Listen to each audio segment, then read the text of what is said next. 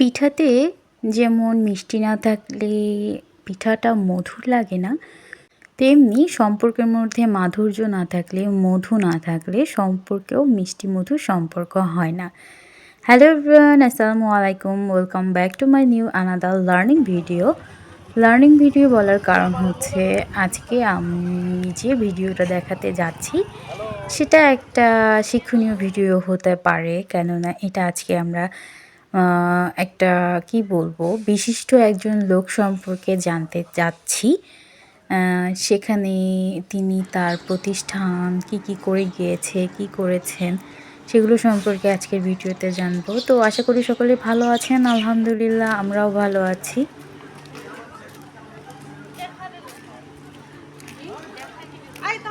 বলছিলাম আব্দুল হামিদ খান ভাসানীর কথা, যিনি মাওলানা আব্দুল হামিদ খান ভাসানী নামে সমাধিক পরিচিতি লাভ করেছিলেন।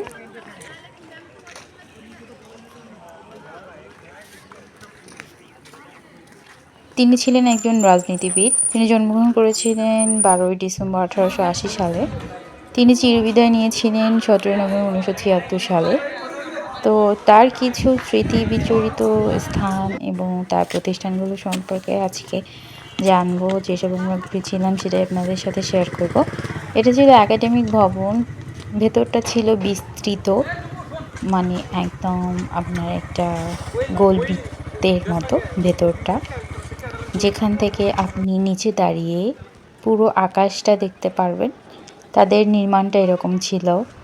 তারপর এখানে ছিল কেন্দ্রীয় গ্রন্থাগার।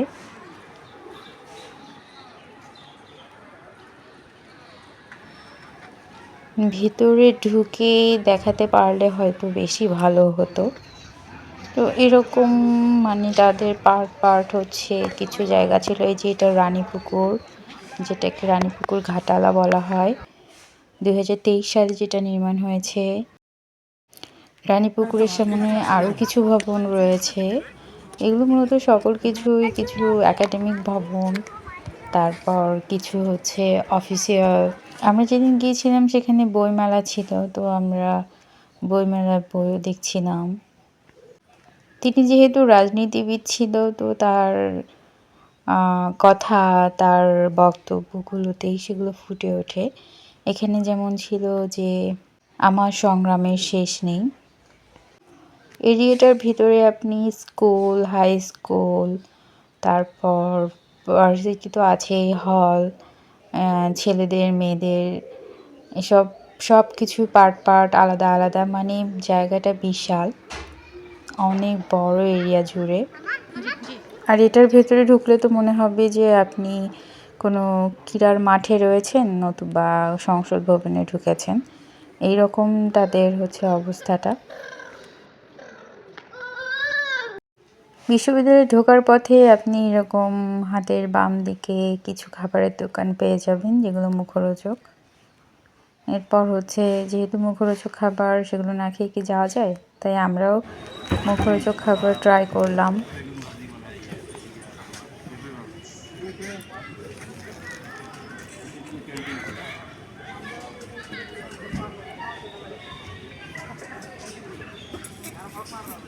ক্যাম্পাসে ঢুকতেই যেমন চোখে পড়ে খাবারের দোকানগুলো, ঠিক খাবারের দোকানগুলো শেষ হতে না হতেই এখানে সামনে মসজিদ দেখা যায়। তো মসজিদের পাশেই হচ্ছে মাওলানা আব্দুল হামিদ খান ভাসানীর সমাধিস্থান, যেখানে সে চিরাচিতভাবে শুয়ে রয়েছেন। এরপরে আমরা এখানে ঢোকার সুযোগ পাই এবং আমরা এখানে ঢুকে তার হচ্ছে সমাধি এবং তার ওয়াইফের সমাধি এগুলো দেখি।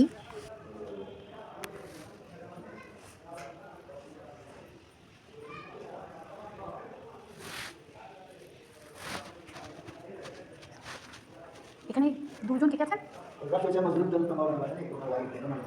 ওয়াইফ আর ও আচ্ছা আচ্ছা, ওইটা কি তার ইবাদতের জন্য রয়েছিল আলাদা কক্ষ এবং মাত্র 4 হাত দূরত্ব অবস্থানে ছিল তার নিজের শোবার কক্ষ, যা ছিল লম্বায় 11 হাত এবং প্রস্থে 7 হাত। তিনি তার ইবাদত ঘরে অকুল ইবাদত করতেন, আর হচ্ছে দেখা যেত যে প্রায় অনেক সময় তিনি সেখানে কাটাতেন। জানা যায় তিনি ভীষণ সাদামাটা জীবনযাপন করতেন, যেটা তার ইবাদতখানা এবং তার ঘরের আকৃতি দেখলেই বোঝা যায়। তার ব্যবহৃত কিছু জিনিসও এখানে রয়েছে, আর তার ঘরের ঠিক সামনেই তিনি আর তার ওয়াইফ শুয়ে আছেন। তিনি এবং তার স্ত্রীর এরকম পাশাপাশি থাকাটা আমাকে অনেক মোহিত করে। আমি তো সেখানেই বলে ফেলি যে পাপাকে আল্লাহ যেন আমাদের এভাবে থাকার তৌফিক দান করেন, আমিন। এর ভেতরেই চোখে পড়লো দান বক্স, যেখানে চাইলেই কেউ দান সদকা করতে পারে, যা ক্যাম্পাসের কাজে এবং শিক্ষা খাতে ব্যয় করা হয়। মসজিদের ঠিক পেছনে এরকম একটা ইয়াতিমখানা রয়েছে, যেখানে তার অনেক ফান্ড ব্যবহৃত করা হয়। এর ভিতরে অনেক অফিসিয়াল দপ্তর ছিল, তাছাড়া এখানে গাড়ি পার্কিংয়ের সুব্যবস্থা রয়েছিল। আমরা দেখতে পাচ্ছিলাম ক্যাম্পাসের অনেক বাস এখানে ছিল, যেগুলো দূরের ছাত্রীদের ক্যারি করত।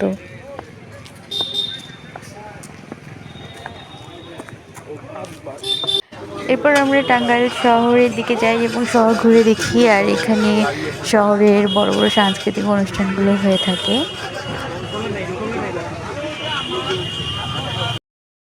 যেতে যেতে চোখে পড়লো ইনফিনিটির একটি আউটলেট, যেখান থেকে আমি সামান্য একটু কসমেটিক্স কিনে নিলাম।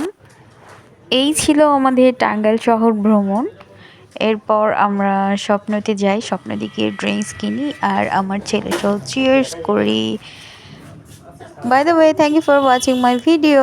Until then, stay well. Tata, bye. Allah Hafiz.